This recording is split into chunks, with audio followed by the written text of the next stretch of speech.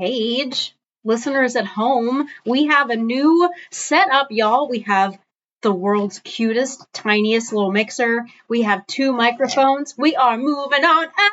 That's what we're doing with Paige and Pixel podcast. I want to shout out a huge thank you to our adoring fans who sent really helpful, honestly, very helpful feedback about the sound situation. We are correcting it, but keep that feedback coming because we are so new to this. We're noobs with boobs. That's what we are.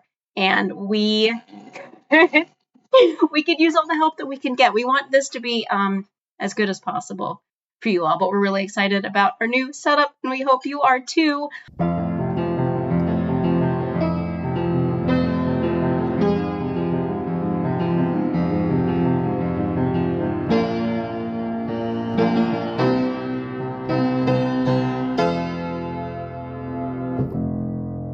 I'm Pixel. I'm Paige. And today is a book episode. Heck yeah, it is. So without any further ado, take it away, Paige. All right. So today we are going to be talking about the book American Rapture by C.J. Leede. I do really quick want to give a bit of a content warning. I know we're cool with spoilers and stuff, but I am going to be talking about religious trauma, purity culture stuff, sexual assault, and a small mention of the death of an animal. So if any of that stuff upsets you, most of it is going to take place after my broad plot description. So after that, if you want to skip ahead a little bit, you should feel free to do that because I don't want anyone to be getting upset. That's not what we're here for. We're here for fun. Anyway, so this book is, I kid you not, COVID-19, but make it a sex zombie apocalypse. Yes. Okay, so I have not read this book. I did a quick Google. I read a paragraph description, and honestly, part of me was like, shit, I would actually read this book. I know. I'm a little bit bummed that I'm gonna spoil this all for you because you might actually like this book. But this is what I signed up for. This is the cross that I bear for you, Paige. And also, I could still read it. And also, I read 25 books a year. And if I don't know, I'm at peace in my heart with what we're about to do tonight. Oh, good. Spoil it for me. Awesome. I can take it. Sweet. So, okay. So the book starts. We're following our main character. Her name is Sophie. She's 16 and she is so Catholic. Nice. She goes to a private Catholic school, mass every Sunday. She is not she doesn't, dislike her religion. She is bought in on this religion herself. This isn't just something her parents make her do. She's super sheltered.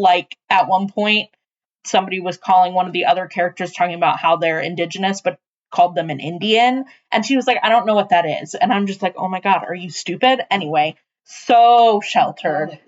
But so she's kind of vaguely aware that there's a flu virus going around, but nobody in her life really talks about it. She lives in a super small community. Everybody in the community goes to her Catholic church.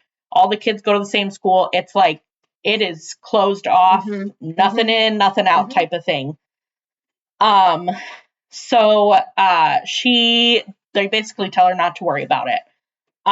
She has a twin brother, and eventually we find out that he has been taken to some kind of facility reform school thing because he had a magazine with gay guys in it, and that's a big no. So he was sent away to a facility, and she kind of feels responsible for it because the reason why they woke up was because she was in his room and stuff like that. So she's feeling super guilty, thinks it's her fault that he has been taken away. But also probably on some level agrees with the fact that it was wrong. And because she is so dialed in herself, there's probably some conflict there, I would imagine. Yeah. As someone who myself came from a high control religion that was deeply homophobic, but also was a theater kid who had a lot of gay friends. There was a lot of tension between, these are my friends and I love them dearly. This is what I've been taught. And if I don't believe it, I'm going to go to hell. It's very much like being ripped in half. Yeah. Religious trauma is a bibbity bobbity bitch. That's for sure. So this is a super fun book about that. I'm not triggered. She's also dealing with some newfound desires that she has discovered in herself, which basically equate to she's just having normal teenage hormones, but nobody's talked to her about this, so they freak her out. And she meets a boy named Ben, and she is like, I don't know why I'm feeling like I want to touch him and kiss him and stuff. What is this? Okay. She doesn't understand, but it's super, super cute. So while the intro of the book is happening, this virus is getting worse, and she's catching kind of when they're in public, she'll hear a TV and she'll catch a snippet, but we're not really getting the full picture until she starts hearing about a mutation of the virus that is being called Sylvia. What a whore. But she's told, don't worry about it. It's fine. It's just a virus. It's just the flu.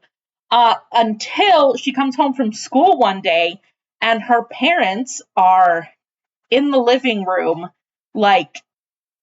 going at each other, but not in a sexy way, in a really gross, and they're ripping at each other and just like zombies. They don't have a brain anymore, and it's just this primal thing. I feel like if I were to walk in on my parents, no matter how sensual and loving an encounter it is, my brain is going to filter it such that it looks like two zombies eating each other because of the layers of trauma.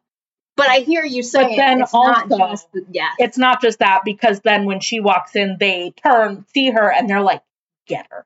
And so she has to fight her parents off of her. When you say get her, just for food, or no. That is what we find out later, that is what this virus does. That's what this mutation does. The virus started as just a really bad flu. Most people would get over it. And then this mutation, and I remember somewhere in the book they talk about how it is kind of behaving similarly to syphilis. For some reason. Does syphilis make you extra horny? Because that would make sense as an STD. Viruses are good at making you do the things that will pass on the virus. So it attacks the brain in some way that makes it it shuts down everything else except for this area that is lust, sex, desire. You're a lizard brain. Yeah. Huh. Yeah, essentially. So that's super fun. Any doctor listeners out there, can you tell us about syphilis? Make you want to rub it up on everyone and everything? Maybe not. So anyway, so she is able to fight them off. She stabs her dad with a crucifix at some point. It's a super cool, this is the beginning of the death of her belief system, and it's great. So she gets in the family car. She has her license, but she really doesn't know how to drive. But she's I don't care. So she just books it on out of there.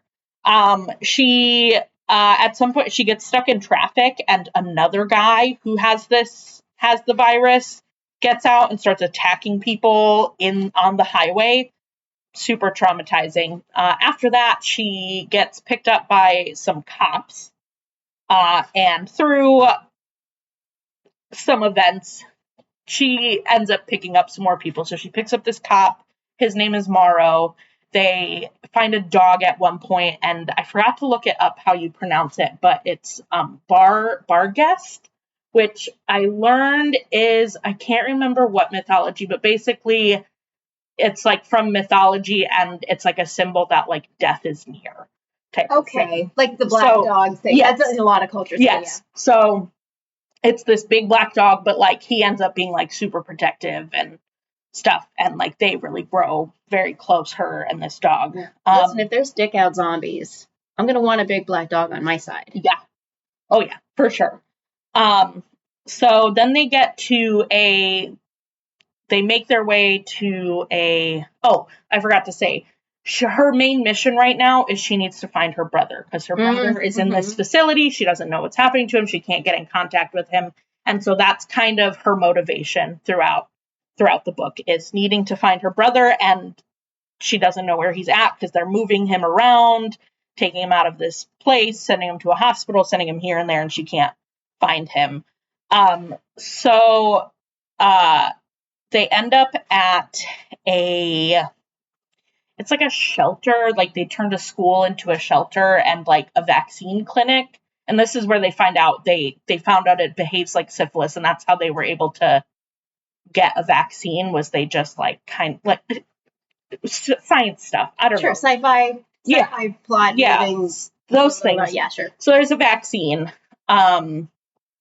And so she gets the vaccine while she's there, but they find out it's really only like 50% effective. So it's not a great thing, but, better than nothing, I guess. Yeah, that's 50% better than 0%. So while they're there, they pick up, by some happenstance, her crush Ben ends up there. He has to. Obviously. So Ben is there. They also meet a girl that's about their age named Helen. An older woman, like an adult woman named Cleo, and like a little boy named Wyatt. It's taking all my strength to not whip out my Miss Cleo, but we don't do that anymore. Pixel, we don't do that anymore. We don't do Miss Cleo voices. Yeah, I'm so sorry. That. Continue. That was an intrusive thought that was wrong. Go ahead. So they're eventually going to go on a journey through Wisconsin. This place, it takes place in Wisconsin. It's super great. There's like a Culver's reference at one point. I was like, dairy. So good. At one point they are at like a cheese castle where, it's like one of those cheese places. They visit the infamous, I don't know if you've heard of it, the House on the Rock. That's I'm going to talk more about it later. Okay. And then they eventually end up at a casino that turns into a shelter. So part of the reason why they are having to keep moving is because it's not just the virus that is kind of the antagonist, I guess you could say. There's also a group of people who are basically in religious psychosis because their leader has told them that the reason this virus is happening and why it's mostly prevalent in America is because God is coming to judge America for living in sin and debauchery and all that stuff. Obviously. Pat Robertson would say after every time anything went bad, except that fucker's dead now, so he can't. Yeah. So basically, there is this group of people, they dress up in robes, and they call themselves the Crusaders, and they're going around and they're destroying, What a callback. They're going around and, like, destroying all of these shelters and vaccine centers because they don't want anyone getting the vaccine. God's judgment. The God's will is for if you get this virus, you did something wrong and you need to die because that is God's will. He's judging you. That's why we didn't do AIDS research for like a decade. Yeah. So there's a lot piled in here. At the climax of the book, when they're at the casino, which has been turned into a shelter and vaccine center to the Crusaders, they come and attack the casino and try to light it on fire. And nobody else makes it out, but Sophie and Ben, everyone else, has died. Ooh. Which is, I was super sad, but like, the more I thought about it, and I'll get to it later, like, it makes sense and I understand why that happened. Anyway, so she's still trying to find her brother. And I just read this book, but sometimes I forget details of books that I just read. Somehow she finds out where they have taken all of the kids who were at her brother's facility. Mm-hmm. And so they're going to go there. And they get there and it's like this big, it's called Holy Hill. It's like a place where people go and like it's supposed to be sacred, and that's where they go and get their holy water and all this stuff. Kind of like a shrine. Yeah. Situation. Yeah, that type of thing. But when they get there, everyone who was there, because they were like, hey, anybody who wants to shelter can come here. We're not going to turn anyone away. Well, when they get there, they find out that this virus has spread and everyone there has died. Hmm. So they go but they go through the dormitories and they're basically ransacking, her and Ben are ransacking everything just to see if there's any sign. They get to the last bedroom and she finds a note from her brother talking about how, like, hey, you know, I've left notes everywhere we've been so that you can find me. You know, this is where we're going. And he gives like a cryptic kind of thing, like a cryptic message to like, come find me. And they end up figuring out, like, they're looking at a map and they figure out his thing. And so the book ends, her and Ben are going to go to where her brother is. He's found refuge with an indigenous tribe up near Canada. Is there a reason the note is cryptic? Or just fun plot movement? I think that he doesn't want people, because he like escapes in the middle of the night. Like, he doesn't just like leave. Like, they don't let him leave. Like, him and a friend of his are like planning an escape. So he, like, if somebody found the note, he didn't want them to know where he went, because then they might come in. Because I'm assuming the dick out zombies aren't taking breaks to read notes. So there must be some fear of like other survivors, like maybe the cult. So it's not just, he doesn't want anybody finding him except, okay. Yeah.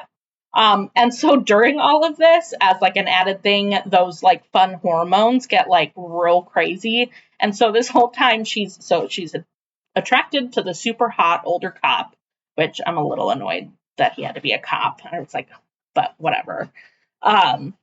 This boy who she's like, oh, I really like him and he likes me.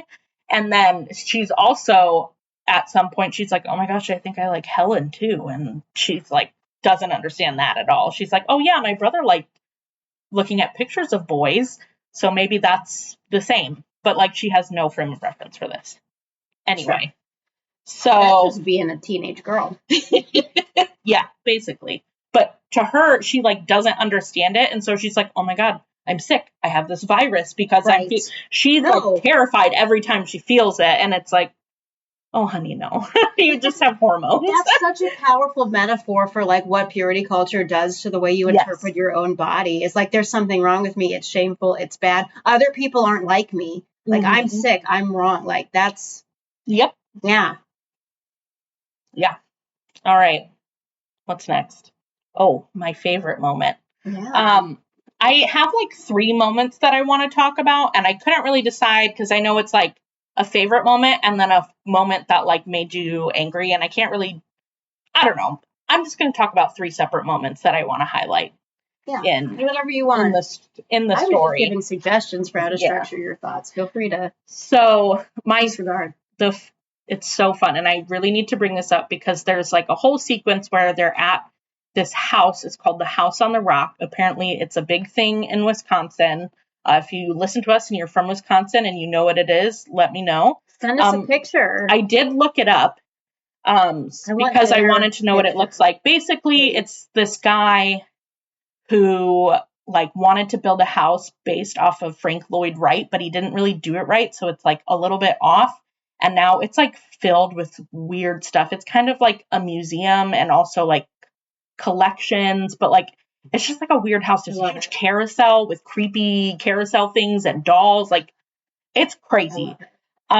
So that it's just a really fun, and like I stopped and I looked it up and I'm like looking at it and I'm like, oh my gosh, they do tours. They're closed for the winter, but they open in the spring. We should totally do Paige and Pixel on the road. It's only like 3-ish hours. That's nothing. Yeah. We're in the Midwest. Yeah. That's driving. That could be a day trip. In the Midwest, that's a day trip. But just a lot of goofy things happen, but like a lot of big things. That's when she like kind of realizes like, oh, I think I might have feelings for Helen, but they're in the refrigerator and there's a bunch of melted butter sculptures and they slip in like a giant puddle of melted butter. It's super fun. The most Wisconsin meet cute I can possibly. Exactly. But yeah, so that's why I wanted to bring that up, because Paige and Pixel on the road is totally going to be a thing. Yes. The next thing that I want to talk about is a part at the beginning of the book. And this is one of the ones that more so like it just made me angry, and it was supposed to. because it's like basically a story of how purity culture distorts women's thoughts. So at the beginning of the book, Sophie's mom takes her to the mall because she wants to buy her some new clothes. And while they're there, she like decides like, now's the time I have to have this heart to heart with my daughter. Yeah, so great. So her mom decides to tell her like, oh, like I haven't always been this way. I had like a wild streak in college where I got really loose with my clothing and stuff. And all I'm thinking is like, oh, she wore cutoffs above her knees. Like, oh, so tantalizing, but whatever. Anyway, so she's telling her about how during the summer she was staying with a family friend, so she didn't have to go home. She had like a summer internship or something. I don't know. And so she's, dressing unmodestly and ooh. And so one night she comes home and the husband of this family literally takes her to their barn and assaults her. And she's framing it as this was my fault because yes, and she tells her daughter, but I went, right after that, I realized like I had done this wrong. And so I switched my major to religious studies and I started volunteering at the church. And that's where I met your dad. And he's just so wonderful because he forgave me for the sins that I have committed. And then basically tells her the whole, like, virginity is a woman's greatest gift that she can give her husband, and tells her, I think she apologizes and says, I'm so sorry that you look so much like me, that you're so beautiful, because this is a burden you have to bear. And I know, like, listeners, I know, or I hope I know that you already know this, but like, if anything like that has ever happened to you, it is 0% your fault. Like the only consequences for like not wearing enough clothes is like maybe you're too cold. Right. And like that's it. It's just there's no reason for you to carry somebody else's shame. Just like you can let that shit go. I know it's hard. I know it takes a long, long time, but like please, please, please know your worth, and that it has absolutely nothing to do with what anyone has done to you or what you've done with anyone consensually, not whatever. You're great. You're listen, you're a fan of the show, so you're extra great. Oh my God, I'm pushing my mic around. Yeah, we're good. You can't just knock the mics around. Those are new mics. I mean, I can't throw this thing. Anyway, so the last part, I guess this one also kind of made me like want to throw my book across the room, but in like another like, oh, this is kind of the point.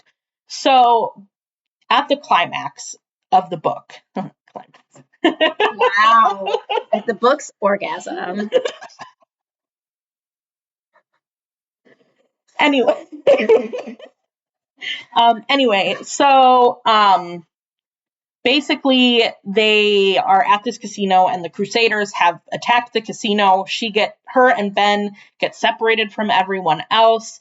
Ben and Bargus, the dog, are all together, and then everyone else has gotten separated, and they are like fighting their way to get out. They've set the casino on fire, and she finally gets outside and she looks and she sees Cleo, because Cleo likes to wear like bright clothing, and so she sees Cleo. And then she sees Wyatt, the little boy. Wyatt has had his throat slit open. Oh. He is already gone, and Cleo dies in Sophie's arms, which is awful. And so but she's got to go. Right. Because they're going to find her. So she runs into the woods. They attack her and Barghest, douse them in gasoline, and set the dog on fire. Yeah. Awful, disgusting, despicable stuff. And so she is like trying to like help Barghest, and the guy comes and he tries to attack her, and she's like trying to fight him off, and she's asking him, why are you doing this? Why are you doing this? Why are you doing this? And what he says is, God's will always prevails. Like, that's what he says. It's God's will always prevails. And Sophie takes that in, and she's thinking in her head, she's like, what would Jesus do? And then she stops and she goes, what would Cleo do? And I just thought that was a really cool moment of character development. And she ends up saying, there's no way in hell that this is God's will. And like, this moment, it just made me stop and think, because like, I was just like overwhelmed by the fact that they would do that to a little boy. And then I stopped and I thought, and I was like, there's nothing. If you think that it is God's will for you to cleanse the earth of quote unquote sinners, there's nothing you won't do. Right. You'll light a dog on fire. Right. You'll slit the throat of a 7-year-old boy. You don't care. Those people are evil and they deserve to die. It doesn't matter who they are. Right. And like, it's just like insane. But like, realizing that Sophie is able to stop and go like, no, that's total bullshit. Yeah. There's no possible way that is how God is supposed to work. Yeah.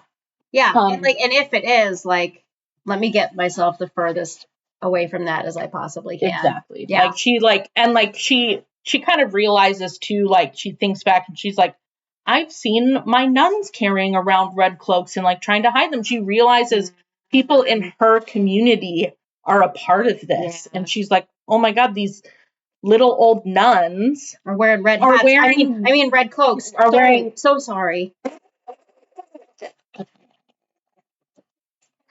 the red hats. To the 3 fans I just offended. Get out of here. You can go away. If you like those red hats, we don't want you listening to our show anyway, so it's fine. So, now I'm going to tell you about my favorite. Your crush? Or is it just a favorite? Favorite character and crush a little bit. I have 2 favorite characters, though. One I have a crush on. The other one is the boy, Ben, who is a 16-year-old boy, so I don't have a crush on him. Okay. For legal reasons, you don't have many reasons. But I felt like they were both just like super instrumental to Sophie's growth.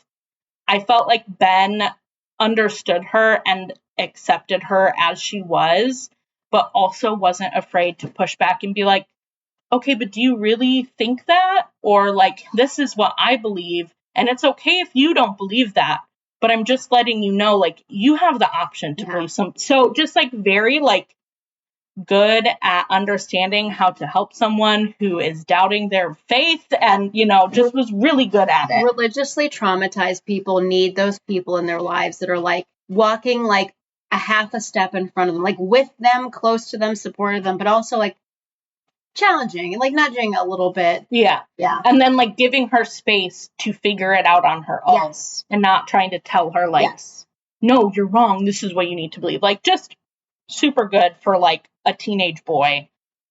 But, you know, that's maybe too good. Maybe unrealistic. Maybe a little unrealistic, but that's okay. That's okay.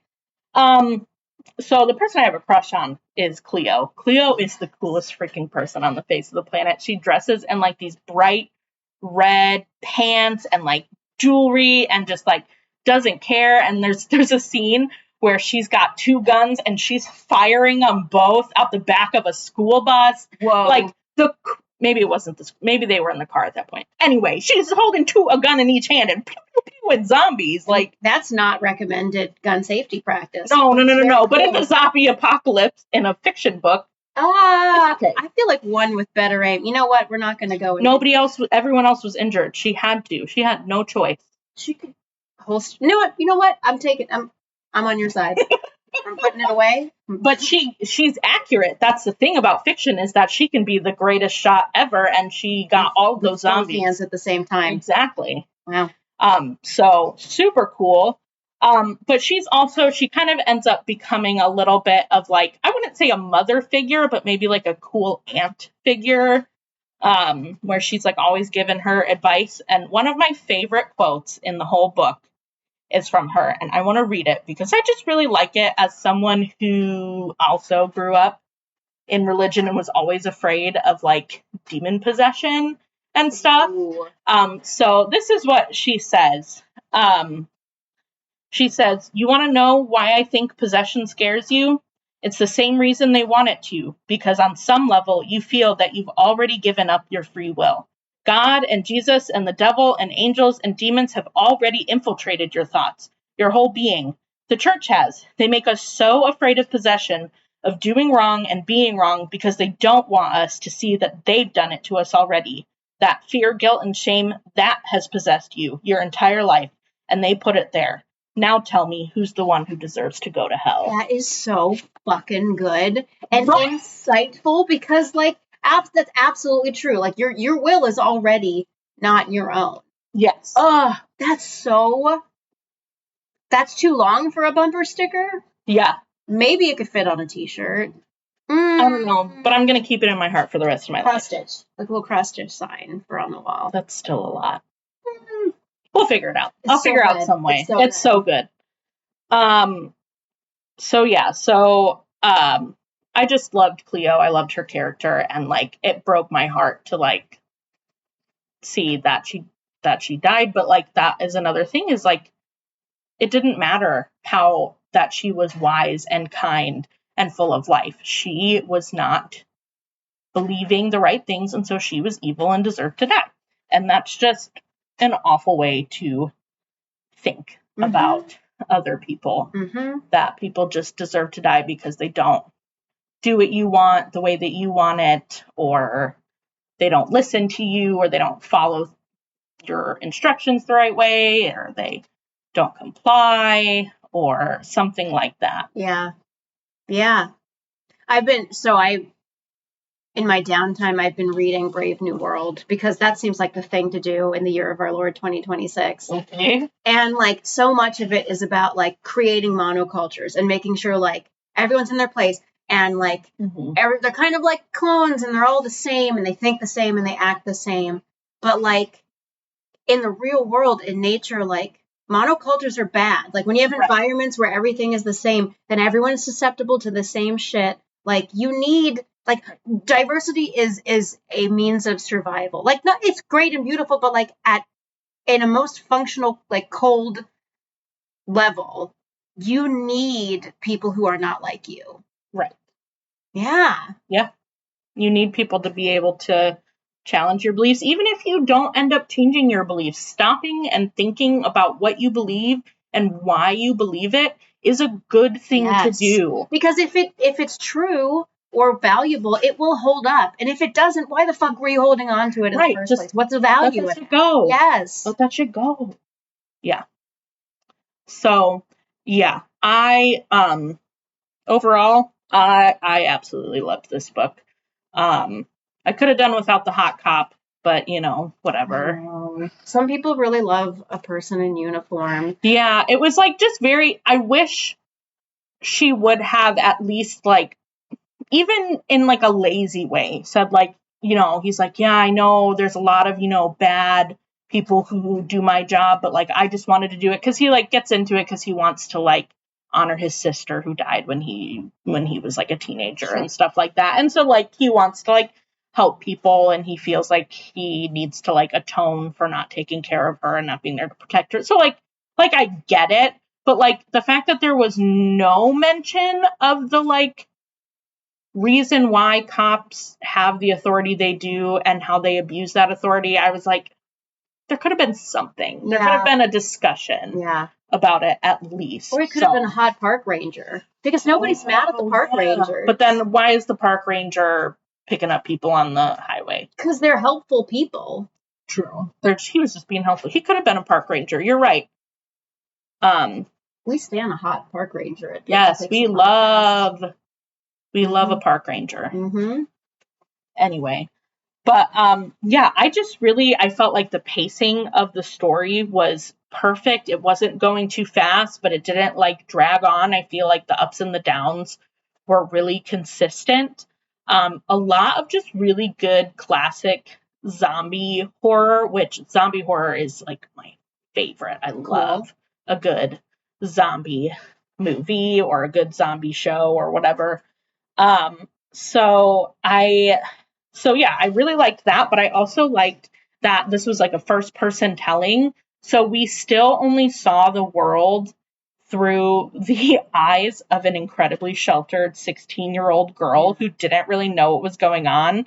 And so there were times where you're like, I don't know what's going on. Oh, wait, it's because she doesn't know either. Yeah. And she's so confused. And I think she maybe is having a bit of like religious psychosis at one point. Like when they're at the house on the rock, she's like running through this maze and she hears a heartbeat and stuff like that. So like, I think, but like she is like, does not know what is going on. Mm-hmm. And so like, I felt like that was like a really good, I don't know, I liked that point of view, and I felt like the characters were all very consistent. They all acted within their, like, I don't know, everything just was very, like, thought out, and it was just done really well. It was a really good book. I ended up giving it I think I gave it a 4 out of 5, again, because I cannot stand a police officer. I'm so sorry, because he was, like, seriously the best person in the book, and I was like, just propaganda. I don't like the propaganda, but that's okay. Overall, it had a lot of really good messaging. It gave me a lot to think about. It definitely, I annotated it, and it was like, I'm trying to annotate one book a month, and I specifically had a tab color just for like purity culture and like religious stuff. Like I used that up so fast. I was like, oh, I've got so many tabs left, but my religion and purity culture tab is gone. So it was obviously not fun to revisit those things, but in a way it was kind of like, oh yeah, no, I remember that. I remember the rose analogy. I remember, not giving away your greatest gift. You don't want to be a half-eaten chocolate bar. What man would want a half-eaten chocolate? Yeah, no. Here's the thing. If I handed my husband a half-eaten chocolate bar, he would eat it. Also, like... So what kind of analogy is that? Virginity is not a consumable good. Like, it doesn't go away. I mean, it's not, first of all, it's like a made-up thing that... Yeah, it's like it has to involve a penis. construct. It's a construct. It's ridiculous. And, like, personally, I think my husband appreciated that I had some skills when I met him. I wasn't on training wheels. I'd been around a few blocks. Well, yeah, but you were married before him, though. So, like, I feel like for the Christians, that's different. Oh, but you're divorced. He didn't die, so that's divorced, and I didn't like wait. Oh, okay. I see. Mm-hmm. That's fine. I said I knew he existed for 5 months, and we were living together. Oh yeah, you did say that. I did. By full disclosure, I was in purity culture hard when I was younger. I waited to have sex with my first husband until we were married. Would never have married him if I hadn't. So these things do happen. We learn and we grow. But like, listen, the Lord sent scouts into the promised land. Ain't nothing wrong with knowing. That's what the story is about. Listen, we can make it say whatever we want it to say. Listen, if the bad people can make it say whatever they want it to say. But that makes us as bad as the bad people, doesn't it? I feel like if your heart's in the right place. Shouldn't we be so anyway, find us on Instagram at Page and Pixel PC. Are we can we test out our new sign off? Yeah. Which one? I got it. You go first. So read hard, play hard, and fuck ice. See you later, lovelies.